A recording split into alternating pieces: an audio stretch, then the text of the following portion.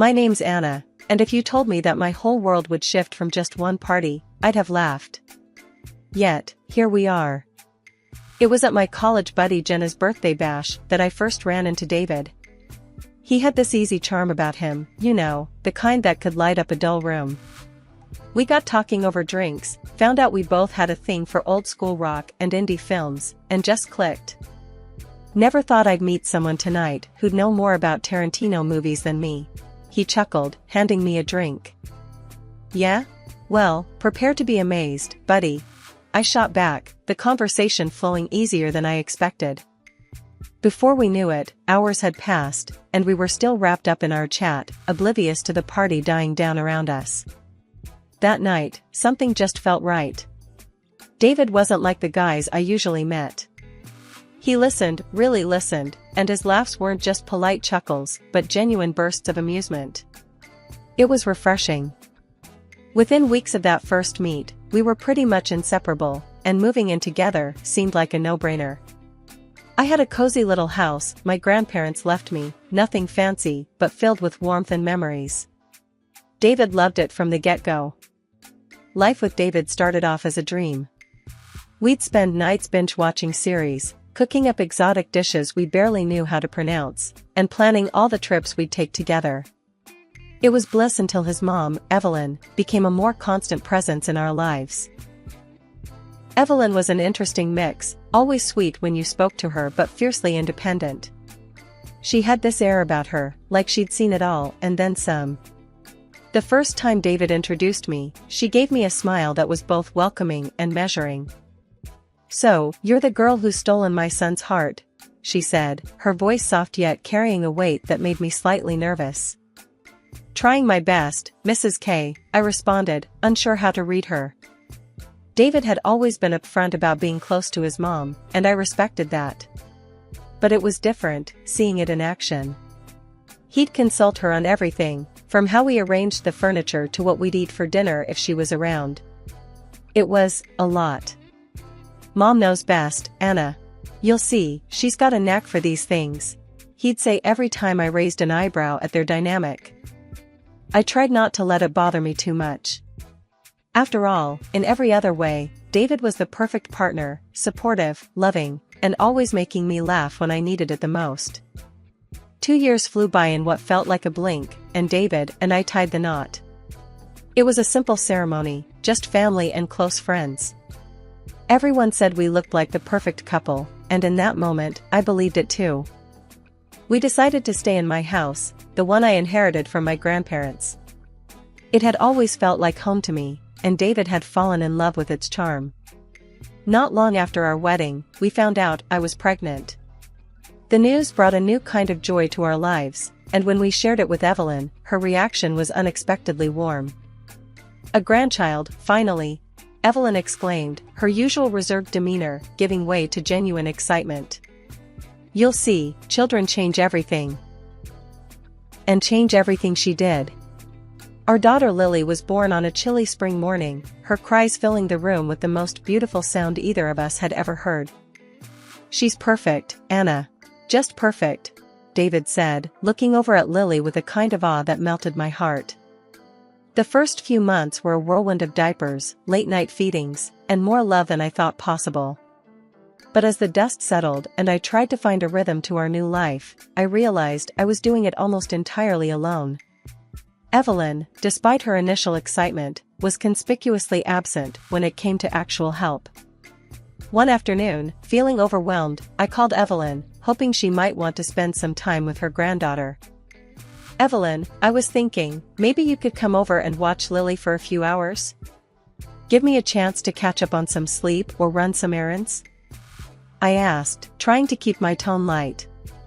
"Oh, dear, I'd love to, but I'm just swamped this week." Evelyn's voice was apologetic, but I detected a note of dismissal that wasn't there before Lily's birth. "You're young, Anna. You'll figure it out." I did. I was taken aback, not just by her refusal, but by the implication that asking for help was a sign of weakness. When I told David about the conversation later, hoping for some support, his response only deepened my frustration. "Mom's right, Anna. She raised me mostly on her own, you know, We can manage, he said, not unkindly, but firmly. Yeah, but wouldn't it be nice to have some help? Your mom seemed so excited about Lily, I pressed, feeling the gap in our expectations widening. David shrugged, a gesture that spoke volumes. She was excited about being a grandma, not a babysitter. We'll be fine, Anna. Really. I loved him, and I loved Lily more than life itself, but I couldn't shake the feeling of isolation that crept in with each passing day. I was a marketer by profession, valued at my job, relied upon for my skills and creativity. Yet at home, I felt increasingly like I was expected to be a superwoman, capable of managing everything without falter. Life with a toddler was a beautiful chaos, but after 3 years of sleepless nights and endless days, the walls of our home seemed to close in on me. I needed a change of scenery, badly. That's when I got the idea for a family vacation to Italy. David, what do you think about taking a trip to Italy this summer? I asked one evening as we were cleaning up after dinner. Lily was at my feet, playing with her toys, blissfully unaware of my growing wanderlust. Italy, huh? David looked up, surprised but intrigued. That sounds amazing, babe. Lily would love it too, her first big trip. Excitement bubbled inside me as I pulled up some travel blogs on my laptop, showing him pictures of the Amalfi Coast, Rome, and Venice. We could visit the beaches, see some historical sites, and just relax. It'd be good for us, don't you think? Yeah, absolutely. Let's do it. He agreed, his enthusiasm matching mine. But just as I was about to start looking into flights and accommodations, he added, "We should tell my mom about this. She hasn't been anywhere in years, remember?" The mention of Evelyn slightly dampened my spirits, not because I disliked her, but because I knew what her joining might imply for our vacation dynamics. Still, I nodded. Sure, let's tell her. She might enjoy it. The next day, we invited Evelyn over for coffee to break the news. As soon as we mentioned Italy, her face lit up, then just as quickly fell. "Oh, Italy. I haven't been anywhere for so long," she sighed, a hint of sadness in her voice. David jumped in before I could say anything. "Mom, why don't you come with us? It'd be great to have you along." Evelyn's eyes widened with delight, then she turned to me. "Would that be all right with you, Anna? I don't want to impose." I mustered my warmest smile, despite the reservations churning in my stomach. "Of course, Evelyn. It'd be lovely to have you join us." Evelyn hugged me, her gratitude genuine. "Oh, thank you, dear. This means the world to me." Later that night, as I lay in bed browsing through hotel options, the reality of the costs began to sink in. A family room for 4 was significantly cheaper than separate accommodations, but it still stretched our budget. "David, we might need to cut back on some of the outings to make this work financially," I murmured, showing him the figures on my screen. "Don't worry, babe. You always figure things out," he replied, his tone reassuring yet absent, as if the details were just minor nuisances that would sort themselves out. I sighed, closing my laptop. Managing this trip was turning into a project, but the thought of seeing Italy, of watching Lily play on foreign beaches, kept my spirits up. I'd make it work, somehow. After all, wasn't that what I always did? One evening, I spread out all the travel brochures and budget sheets across the kitchen table, trying to make sense of our finances. David wandered in, grabbing a soda from the fridge. "Looks like a command center in here," he joked, taking in the chaos of papers and maps. "Feels like one too," I replied, not quite sharing his humor. "I'm trying to figure out how we can afford the extra costs for your mom without skimping too much on our actual vacation." David popped the tab on his soda, taking a sip before responding. "Well, she's really excited, Anna. Maybe we can just do fewer touristy things. Spend more time relaxing instead?"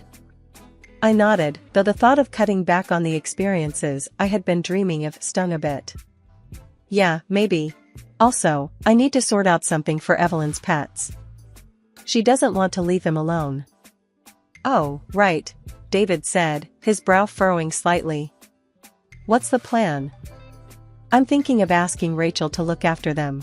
I'll have to see if she's available and willing to handle Evelyn's zoo, I said, only half joking. Later that week, I caught up with my friend Rachel at a local cafe to discuss the pet-sitting situation. Rachel had always been the go-to for favors like this, but I knew it was a big ask. So, I hate to be a pain, but I have a huge favor to ask, I started, stirring my coffee nervously. Rachel smiled, her easygoing nature a comfort. Shoot. What do you need? It's about the Italy trip. Evelyn's coming with us, and I need someone to take care of her puppy and 2 cats. Could you, maybe help out? I asked, hopeful, but feeling the imposition. Rachel paused, then nodded. Sure, I can do that. Just show me what needs to be done. How long are you guys gone? 2 weeks. And you'd be a lifesaver, really. Evelyn's pretty particular about her pets, I explained, feeling a mix of relief and guilt. No problem. I'll come by a few days before you leave, get the rundown. We'll make sure her little critters are well looked after, Rachel assured me, her tone confident. With the pet situation handled, I turned my attention back to the travel plans.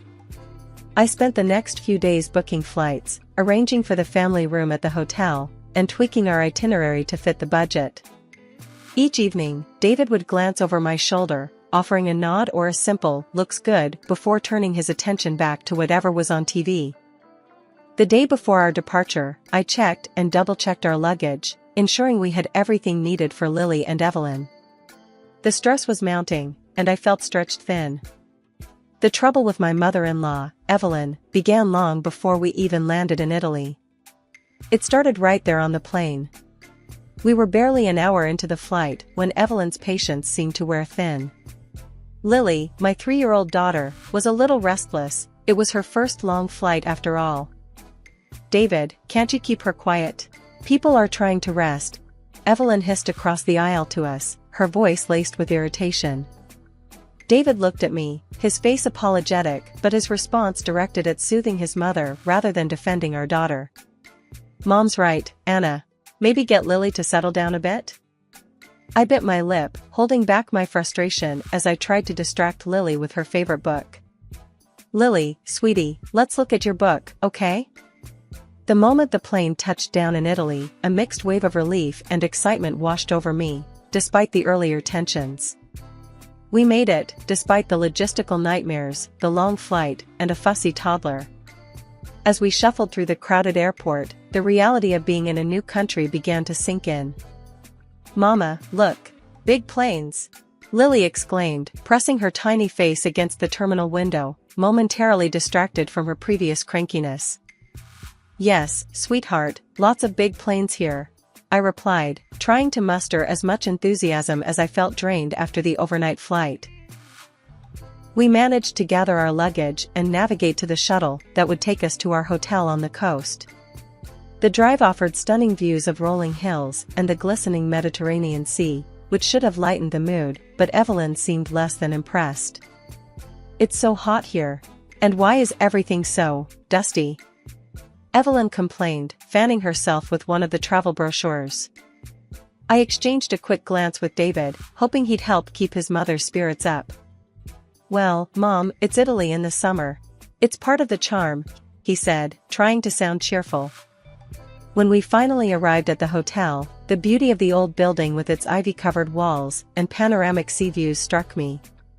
I hoped this would lift everyone's spirits. Here we are, I announced. Let's check in and get settled. The lobby was cool and inviting, a welcome respite from the heat. As we approached the front desk, I handled the check-in process, confirming our reservation for a family room. Evelyn peered over my shoulder as I spoke with the receptionist. Make sure we have separate rooms, Anna. I need my space, especially after that flight, she whispered harshly into my ear. I paused, taken aback by her tone. Evelyn, I booked a family suite. It's spacious, and I thought. I don't care what you thought. I told you I needed my own room, Evelyn interrupted, her voice stern. The receptionist, catching the tension, quickly interjected. I'm sorry, but we are fully booked at the moment. I can put you on a waiting list for a separate room, and we might have one available in a couple of days. Evelyn huffed, clearly not satisfied. Fine. I suppose I'll have to manage until then. We made our way to our suite, which was beautifully decorated and overlooked the sea. I thought it was perfect. Look at this view, Evelyn. It's not every day we get to see something like this. I tried to lighten the mood as we entered the room. Evelyn, however, was already inspecting the bedrooms, her displeasure evident. I guess it'll have to do. But I expect that separate room as soon as it's available, she stated, making no effort to hide her annoyance. Of course, Evelyn. I'll make sure of it, I assured her, feeling the tension rise. 2 days after we arrived in Italy, Evelyn finally moved into her own room. I breathed a sigh of relief, thinking maybe now we could all enjoy a bit of what this vacation was supposed to offer. But the tension didn't dissipate as I'd hoped, it just shifted. The very next morning, at breakfast with all the hotel guests milling around, Evelyn dropped another bomb. Lily, stop calling me grandma in public. It makes me feel old. Just use my name, she said sharply, right in front of everyone. Lily looked at me, her big eyes filling with confusion and hurt. I was floored. Evelyn, she's just a child. She's excited to be with you. I tried to keep my voice even, but the sting of her words bit deep. Evelyn waved a dismissive hand. I'm here to relax, Anna, not to play the doting grandmother. You need to respect that. My frustration mounted, but before I could respond, David chimed in. Mom's right, Anna. Let's just keep things light. We're on holiday. His words felt like a betrayal. Not wanting to make a scene, I swallowed my anger and nodded, though inside, I was reeling. The next incident came a few days later. I woke up to find both David and Evelyn missing. Confused, I asked the receptionist, who informed me that they had rented a car and gone out for the day. They hadn't even bothered to tell me or invite us. When they returned in the evening, arms laden with shopping bags filled with high-end fashion and jewelry, the exclusion felt deliberate. They were chatting and laughing, caught up in their own little world. Look at this, Anna, isn't it gorgeous? Evelyn flaunted a new necklace, the price tag of which could have funded our entire family's meals for days. I bit my lip, forcing a smile. It's lovely, Evelyn. David then showed off some of his new clothes, completely oblivious to my growing dismay. Got some great stuff today. That's when I noticed the logos. This wasn't just any shopping spree, it was extravagance at its peak. Panic set in. David, how did you pay for all this? I asked, my voice tight. His face fell slightly. Oh, I used the joint account. It was easier. The joint account, our savings for emergencies and significant expenses, not luxury shopping.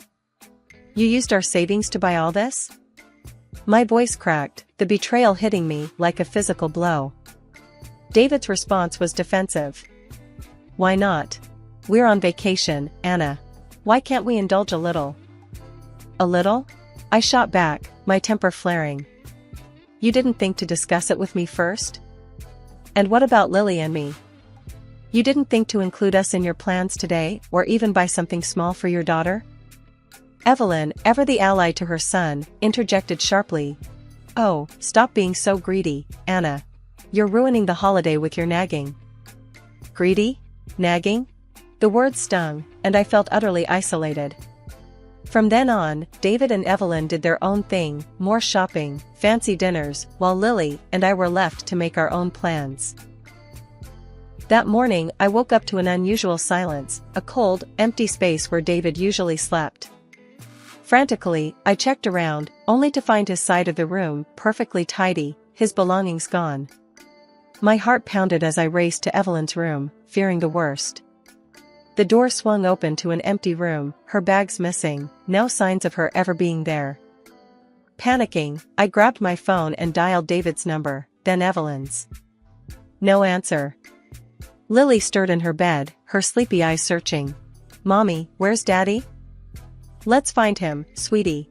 I tried to reassure her, masking the tremor in my voice. But as minutes turned into hours with no return calls, Lily's soft whimpers grew into desperate cries. "I want Daddy." Just then, my phone rang. It was David. His voice was eerily calm, chillingly distant. "We're at the airport, Anna. Mom needs to go home. She's tired of the vacation, tired of the constant complaints and..." He paused, his words twisting the knife. "Your greed." In the background, I could hear Evelyn's biting voice. "She's ruined everything with her selfish ways." "How could you?" I gasped into the phone, my voice a blend of anger and heartbreak. "How could you leave us here, in a foreign country? How could you choose her over your own daughter?" David's reply was cold, final. "My mother is the most important person to me. She needs me." "You'll manage, you always do." The line went dead. I stared at the phone, numb, then turned to see Lily's tear-streaked face. Anger surged through me, not just for me, but for my little girl, abandoned by the person she adored. In that moment, a plan formed, born from the wreckage of our ruined vacation. I called Rachel, my friend back home taking care of Evelyn's pets. Through clenched teeth, I explained everything. "Rachel, are you at Evelyn's house now?" "Yes, I'm just about to leave," she replied, her voice tinged with concern. "Leave the pets out of the utility room. Open all the doors. Let's see how tidy Evelyn finds her home when she returns," I said, the words bitter, but strangely empowering. "Are you sure?" Rachel hesitated. "Yes. Do it. Then don't go back tomorrow. She needs to see what it's like when someone she relies on lets her down," I insisted, the plan crystallizing with each word. Rachel did as I asked, freeing the energetic puppy and the curious cats into the pristine environment of Evelyn's house. We ended the call with a shared, dark chuckle, imagining the chaos that would greet Evelyn upon her return. The late afternoon sun was dipping below the horizon when my phone erupted with an angry call from David. His voice was livid, strained through exhaustion and frustration. "Anna, we can't get into Mom's house. Your friend isn't answering her phone, and we're locked out. Our flight was delayed, we're tired and just want to get in." I could hear the fatigue in his voice, but my patience had worn thin. "That sounds like a problem you'll have to sort out yourselves, David. I'm not your keeper." A few hours later, Evelyn herself called, her voice shrill and frantic. "Anna, this house is a disaster. The puppy has destroyed everything. There's poop on my bed, my shoes are chewed up, and the furniture's torn apart. It stinks, and we can't even stay here." She was nearly hysterical, the background noise of David's futile attempts to calm her adding to the chaos. "And to top it off, the rescue service won't let us in without the house documents, which, guess what, your little stunt got destroyed too," she continued, barely pausing to catch her breath. I responded with as much calm as I could muster. "Evelyn, I am still on vacation. You need to handle this. Maybe check into a hotel for the night?" She was furious. "You expect us to go to a hotel? I want you to call your security company right now and get them to open your house. We're coming there." I stood firm, the edge in my voice sharp as a knife. "No, Evelyn. I won't do that. You made your choice, and now you can deal with the consequences." A week later, I returned home, bracing myself for the confrontation I knew was inevitable. Sure enough, David and Evelyn were waiting at my doorstep, their faces stormy. "You've crossed the line, Anna. I'm filing for divorce," David shouted before I even had a chance to set down my bags. I sighed, more relieved than upset. "I was going to suggest the same thing, David." His anger faltered, replaced by a stunned silence. Evelyn tried to chime in, her words laced with venom. "You're nothing without us, Anna. You'll regret this." Ignoring her, I turned to David. "Pack your things. You need to leave. Now." The gravity of my words hung heavy in the air. David, finally seeing the resolve in my eyes, nodded slowly and went inside. Evelyn, her face a mask of rage, followed him without another word. They moved out that evening. The divorce proceedings were brief. David and I had little to contest, and it was clear we both wanted it over with. He went back to live with his mother, and that was that. Now, as I sit in the quiet of the home I fought to protect, I realize I've regained more than just my independence. I've reclaimed my peace, my dignity, and a life where I no longer have to compromise my happiness for someone else's selfishness.